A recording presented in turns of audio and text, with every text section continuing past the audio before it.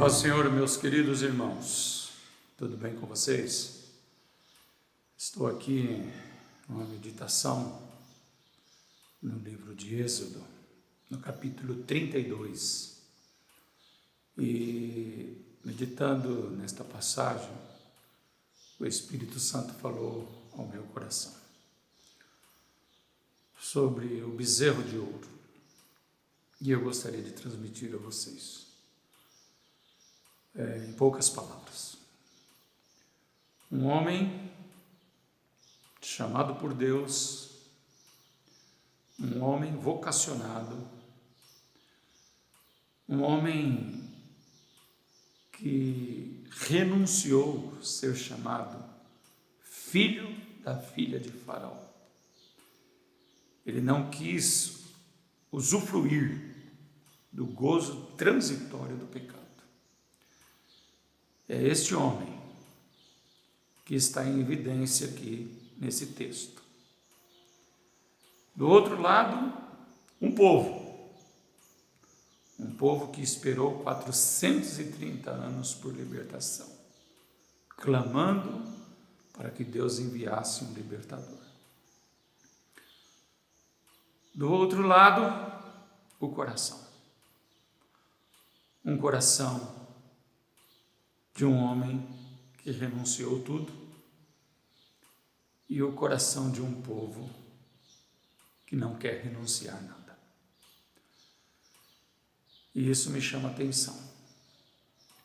Todos os desafios de Moisés, desde a saída do povo de Deus lá do Egito, foram extremamente estressantes, foram extremamente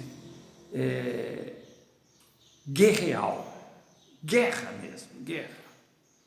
Ele enfrentou murmurações tremendas, ele enfrentou o império egípcio, ele enfrentou todo tipo de oposição, mas ele tinha um chamado.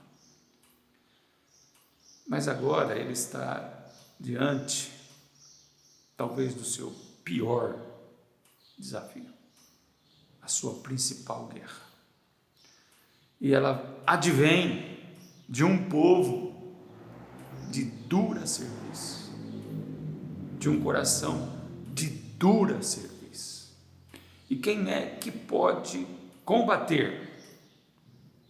Quem é que pode convencer corações de dura serviço, irmãos? Quem é que pode? Ele está no monte, recebendo instruções de Deus. Ele está no monte para receber toda a palavra de Deus. E por um pouco de tempo, apenas 40 dias, o povo já se revoltou. O problema aqui da revolta de Israel com a ausência de Moisés é que mostra o estado de alma e do coração, porque eles pressionaram Arão para que eles formassem e criassem um Deus para adorar, e a pressão foi tão grande que Arão se deixou convencer, se deixou levar. Reuniram todos os ouros de Israel e saiu um bezerro.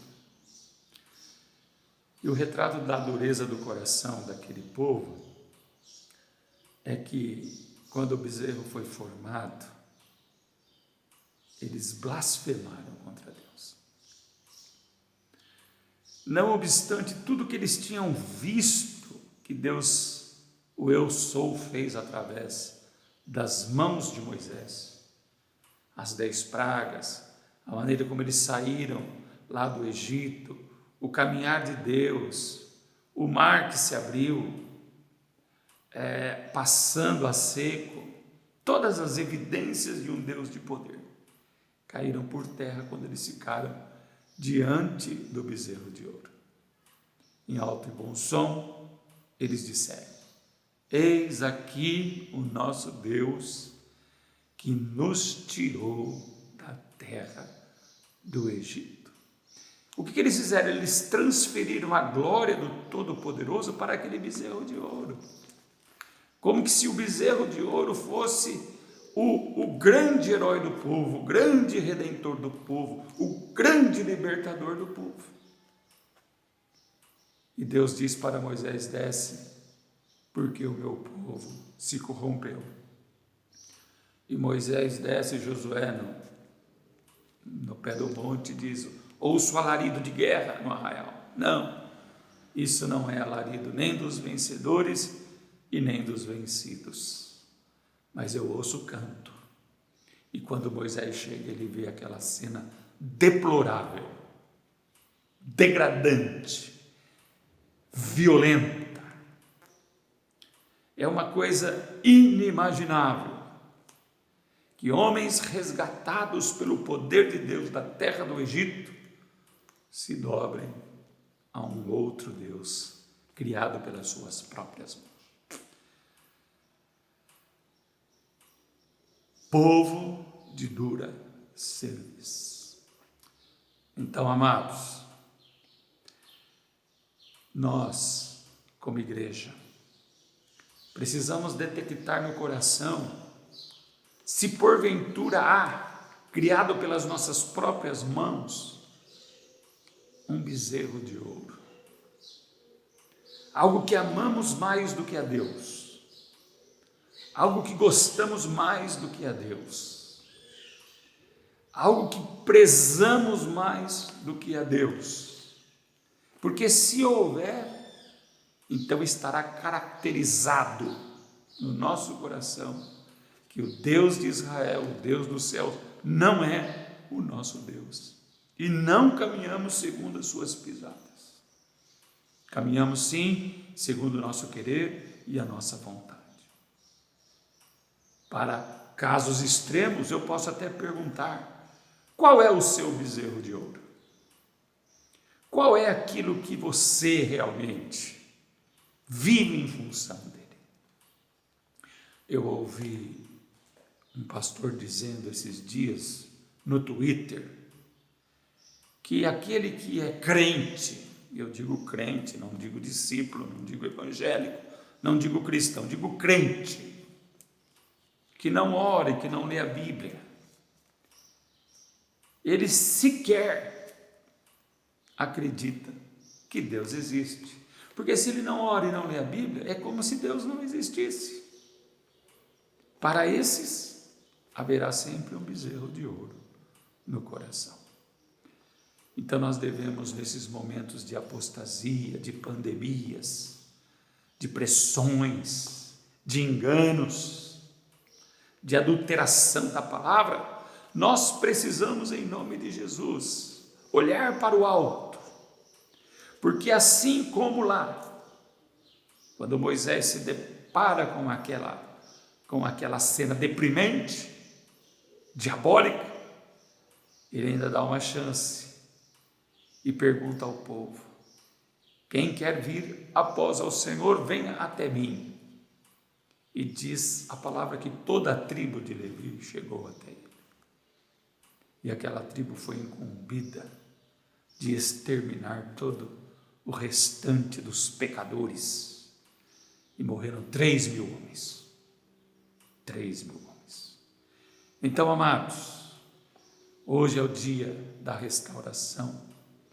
Hoje é um dia que Deus nos permite olhar para dentro de nós, para fazermos uma autorreflexão, uma introspecção, e em nome de Jesus pedir para que o Espírito Santo sonde o nosso coração, de uma maneira tal, sonde os nossos corações, de uma maneira tal, que os bezerros de ouro sejam arrancados, sejam eles quais forem, de ordem sentimental, de ordem espiritual, de ordem social, filial, de família, de sociedade, que Deus tire os bezerros de ouro. para que nós possamos fazer como os levitas fizeram. Nós queremos a Deus. Para que nós possamos imitar também os passos de Josué. Eu não sei quanto a vós, o que vocês vão decidir. Eu digo que eu e a minha casa serviremos ao Senhor. Então, meu querido irmão, minha querida irmã, você que está me ouvindo, você que ainda tem o Espírito Santo, que trabalha no seu coração, no dia a dia, para você não perecer, para você não morrer, para você não desistir, para você não correr após outros deuses, você que ainda tem lampejos do Espírito Santo, ouça a voz do Senhor nesta hora. Arrependei-vos, voltem ao primeiro amor, voltem às obras do primeiro amor, expurguem todo o bezerro de ouro e santificai-vos ao Senhor, aquele que era, aquele que é e aquele que há de vir. Oh, meu amado irmão, meu querido irmão, Deus está falando com a igreja, Deus está falando com o seu povo. E mais uma vez eu digo, a pandemia não é o nosso maior problema. O nosso maior problema são os bezerros de ouro construídos no nosso coração. É a luta contra o pecado, é a luta contra o mal, é a luta contra Satanás, é a santificação das nossas vidas e dos nossos corações. Avante, irmãos, avante! Avante, porque o Senhor pelejará a nossa guerra. E olha que nós temos uma arma agora poderosíssima para combater os bezerros de ouro e os inimigos de Deus que se levantam contra nós. Nós temos o sangue poderoso de Jesus Cristo, o Senhor. Nós temos aquele que nos resgatou por bom preço, aquele que assumiu a cruz no nosso lugar, aquele que durante a peregrinação da cruz, o cortejo da cruz, a via crucis de Cristo, suportou tal afronta dos homens ao nosso favor. E hoje, olhando para esta cruz, olhando para o amor de Deus, seria insano da minha parte, seria o retrato de um coração de dura cerviz, se eu não valorizasse este amor de Deus para com a minha vida e para com tudo o que Ele representa na minha própria existência. Amados, ô meu querido irmão, entregue-se ao Senhor de corpo e alma. Não permita passar mais um ano na sua vida sem se lançar inteiramente aos pés de Cristo, ao ministério que Ele te deu, às oportunidades que Ele te deu. Tudo que o Senhor faz para conosco é para a glória do seu nome e é para a nossa vitória contra os inimigos poderosos que enfrentamos, principalmente o nosso próprio coração. O nosso próprio coração que nos afronta a cada dia, a cada minuto. Mas graças a Deus, que as misericórdias do Senhor se renovam nas nossas vidas a cada manhã. Deus de poder, eis aqui a minha vida, eis aí os teus filhos, guarda-nos dos ídolos, guarda-nos dos deuses estranhos, guarda-nos dos bezerros de ouro, guarda-nos do nosso próprio coração, porque a tua palavra diz: enganoso é o coração do homem, mais do que todas as coisas.